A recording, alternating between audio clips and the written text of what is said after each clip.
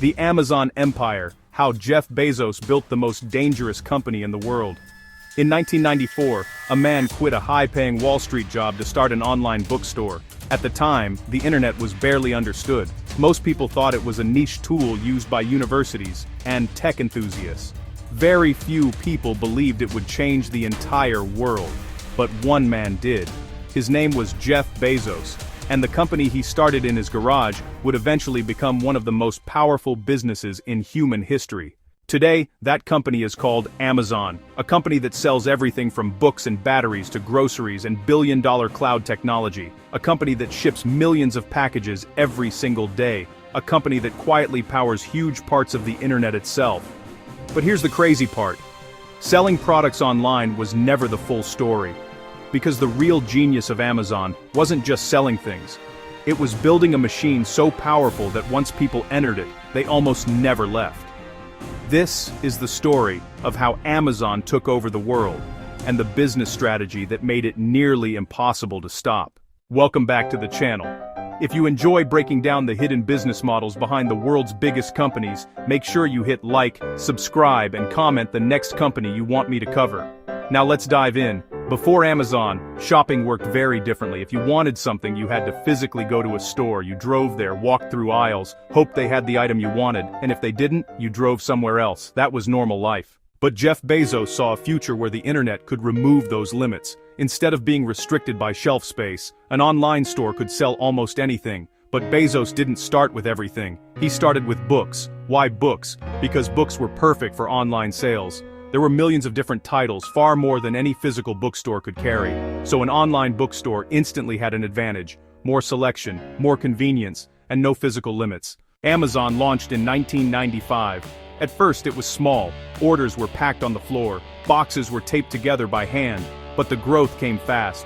People quickly realized something powerful: shopping online was easier. You could order something from your couch and have it show up at your door days later. That might sound normal today, but in the 1990s it felt revolutionary, and Bezos understood something many businesses miss: convenience wins. People will almost always choose the easier option. So, Amazon doubled down on making shopping easier and easier. And that strategy turned into something much bigger. Because Amazon didn't just want to be a store. It wanted to become the place people start shopping. And once Amazon became the starting point, everything changed. Soon, Amazon expanded beyond books, electronics, music, movies, toys, clothing, home goods, almost every category imaginable. Amazon was slowly transforming into what Bezos called the everything store. But Amazon's biggest advantage wasn't just selection, it was strategy. Most companies focus on profits right away. Amazon didn't.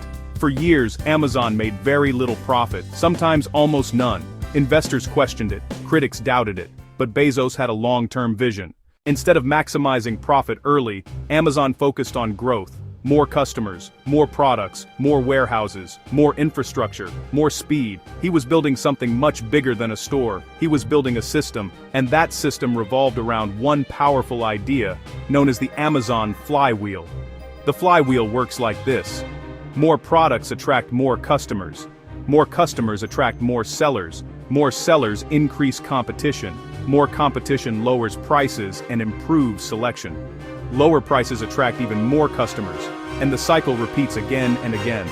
Each part strengthens the others, and once that flywheel starts spinning fast enough, it becomes incredibly difficult to stop. But Bezos made another brilliant move that changed Amazon forever. Instead of selling everything itself, Amazon opened its platform to third-party sellers. This was a huge shift. Now small businesses could sell their products on Amazon. At first glance, it looked like Amazon was helping other businesses. But in reality, Amazon was building something much more powerful: a marketplace. Think of it like owning the mall instead of owning just one store. Amazon didn't have to own every product anymore. It simply needed to control the platform where products were sold. And that meant Amazon could make money from fees, listing fees, transaction fees, advertising fees, shipping services, storage services, and many more. Today, millions of sellers depend on Amazon's platform to reach customers, which means Amazon profits even when someone else sells the product. That's an incredibly powerful position. But Amazon wasn't done. In 2005, it introduced something that would completely change customer behavior: Amazon Prime. At first, Prime sounded simple: pay a yearly membership fee and get fast shipping. But Prime was actually a psychological masterpiece, because once people paid for Prime, they wanted to use it. And the more they used it, the more they bought from Amazon. And the more they bought from Amazon, the less they shopped anywhere else. Prime didn't just increase convenience, it increased loyalty. And Amazon kept adding more value: movies, TV shows, music, exclusive deals, gaming perks, cloud storage. Today, hundreds of millions of people around the world are Prime members, and each one is more likely to shop on Amazon again and again. But there's another side of Amazon that many people don't see. Behind the website and the app is a massive physical machine, a global logistics network, hundreds of warehouses, thousands of trucks, cargo airplanes, robotic sorting centers, delivery stations, and last-mile delivery drivers bringing packages directly to your door. Amazon didn't just build an online store, it built one of the largest logistics systems ever created. Why? Because speed changes expectations. Once people experience fast shipping, slow shipping starts to feel unacceptable. Amazon helped create the expectation of 2-day shipping, then 1-day shipping, and in some cities even same-day delivery. That level of convenience is incredibly hard for competitors to match. But the most surprising part of Amazon's empire might be the business most people never see: Amazon Web Services, also known as AWS.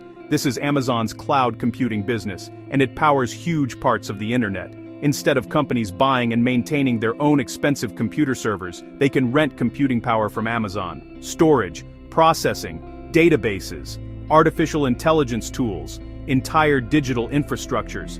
Startups rely on AWS, major corporations rely on AWS, streaming services, apps, websites, financial companies, even governments.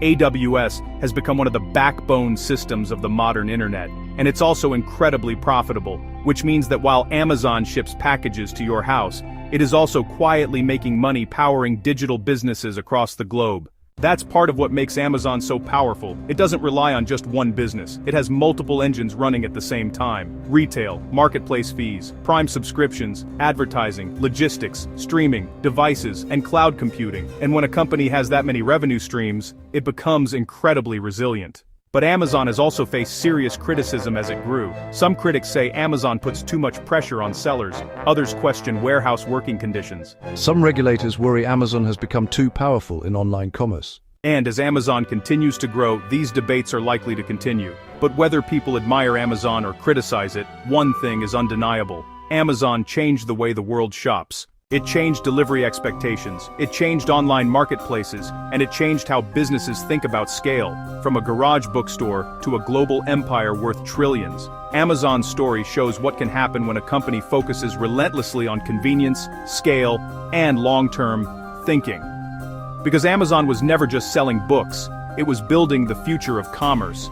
And once the machine started spinning, it became one of the most powerful businesses the world has ever seen. If you enjoyed this breakdown of Amazon's business empire, make sure to like the video, subscribe to the channel, and drop a comment telling me what company we should break down next. Because behind every giant company, there's a strategy most people never see. And on this channel, we uncover it.